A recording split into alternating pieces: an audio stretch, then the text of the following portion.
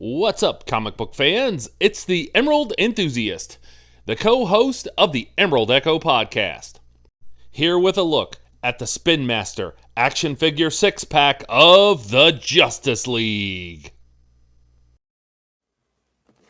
Here's a look at the packaging.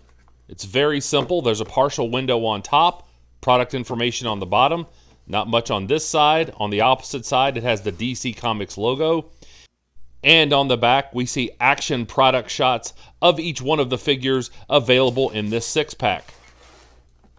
Each figure is vanilla posed in the box and visible through this clear plastic window. There's a group shot of the characters in the Justice League on the front of the box, and one character is conspicuous in his absence from this box set. And now it's time to bust these figures out of the package and see what's inside.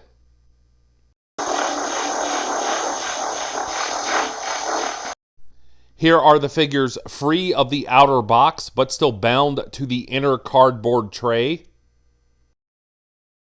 And here we see the iconic Justice League out of the package and ready to rumble. I am a huge fan of Spin Master, both their 12-inch and 4-inch lines. I think there is plenty of value here in this 6-pack, both for collectors and for children wanting toys of the Justice League. But there are some issues with these figures, so let's take a closer look at the loose details now. Here's a look at each of the figures individually. I really like what was done with Aquaman. This metallic green paint looks really good. Good texturing on the upper body.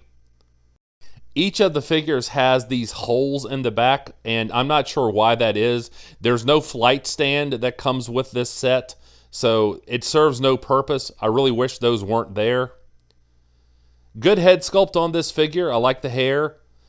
The expression is a little lifeless, but the paint applications are solid. Here's a look at Superman, and I really like the color choices here. The blues and the reds are very vibrant. The symbol has been executed well, and the same can be said for the cape. The Superman symbol on the back here has been applied well.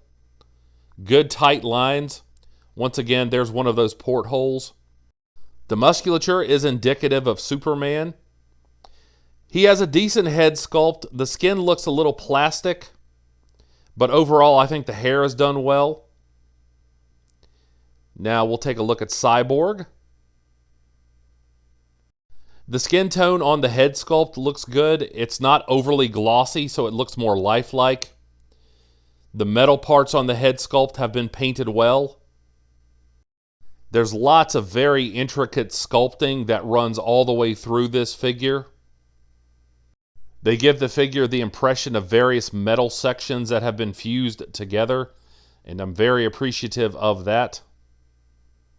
Now we'll have a look at Batman, and this figure is more of a mixed bag. I don't like these gray sections on the elbows. Those should have been painted black to match the gloves. I do like the sculpting on the boots as well as the knee joints. I really don't understand why Spin Master put this hole in the back of his cape. They didn't do that with Superman, so I'm not sure why they did that here. The torso sculpting is attractive as well as the chest symbol, but the head is oversized. There's also some articulation issues that I'll get to later. Now we'll have a look at the Flash. This bright red on the costume is very eye-popping, although I think they got the torso too large. Flash is a speed-based character, and he doesn't need to be this jacked.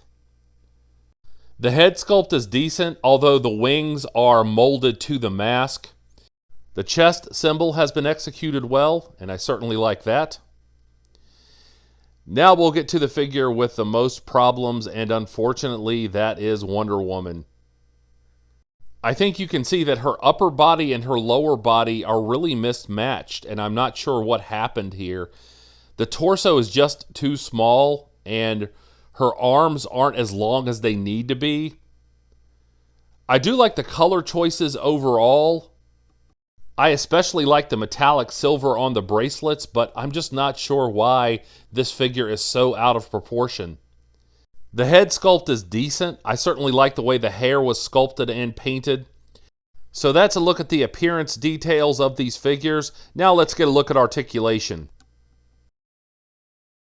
Overall, the articulation is outstanding, although there are some issues with the neck joints on a couple of these. As you can see, you can rotate the knees. There's also the quadricep swivel. Wonder Woman's battle skirt unfortunately hinders some of the hip articulation, but there is really good articulation in the arms. You can see that you can rotate the elbows. The shoulder joints are very dynamic. They do a 360, and you can get her into the big power pose.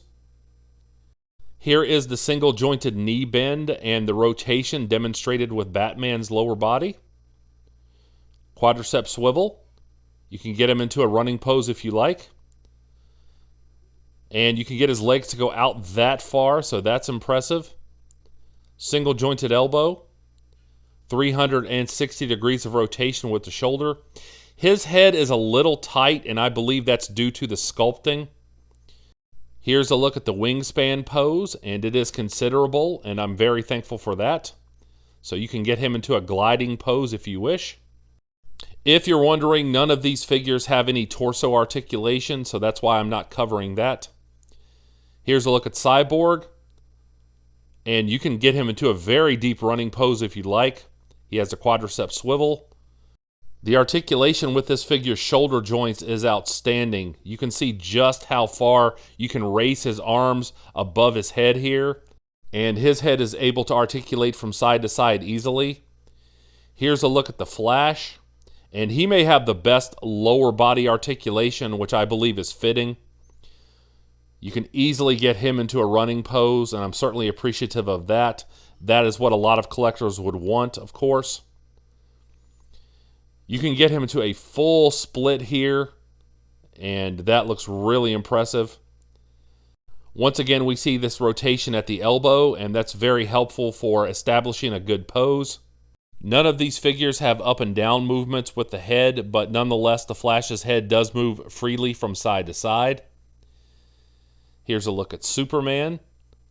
There's the knee rotation. He also has the quadricep swivel. Much like Cyborg, he has really impressive shoulder joint articulation. One arm goes up a little bit higher on my figure, but nonetheless, I still think that's impressive. The head moves easily from side to side. The cape is soft goods, so you can lift it and manipulate it easily. Here's the lower body articulation of Aquaman. None of these figures have ankle joints, but he has the quadricep swivel as well as the knee rotation. You can get him into a good running pose. The legs go out to the side this much, and I'm very appreciative of that. He can step back considerably. Again, impressive movement here with the shoulder joints. His head doesn't move as freely side to side due to the hair, but he's got some really impressive movement here in the elbows. So the articulation here is very impressive for 4-inch figures. Here's a closer look at the two figures that have issues with articulation of the neck joint. You can see that Wonder Woman's head barely moves. I'm able to get the hair to move over the shoulder, but when I do that, I instantly feel tension on the neck joint, and you certainly wouldn't want to damage your figure.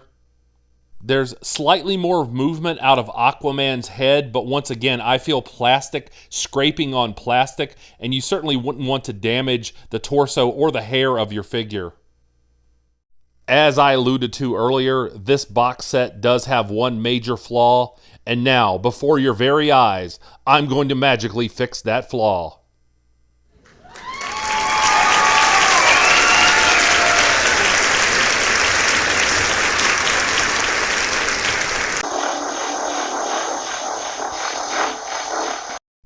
I certainly hope you have enjoyed this review. If so, please like and subscribe. Stay tuned for some articulation shots, and also remember to catch me on the Emerald Echo podcast, which is part of Multiverse Musings, the vidcast, and that's available right here on YouTube. And I'll be back with more comic book related content soon. But until we meet again, this has been the Emerald Enthusiast, and thanks for watching.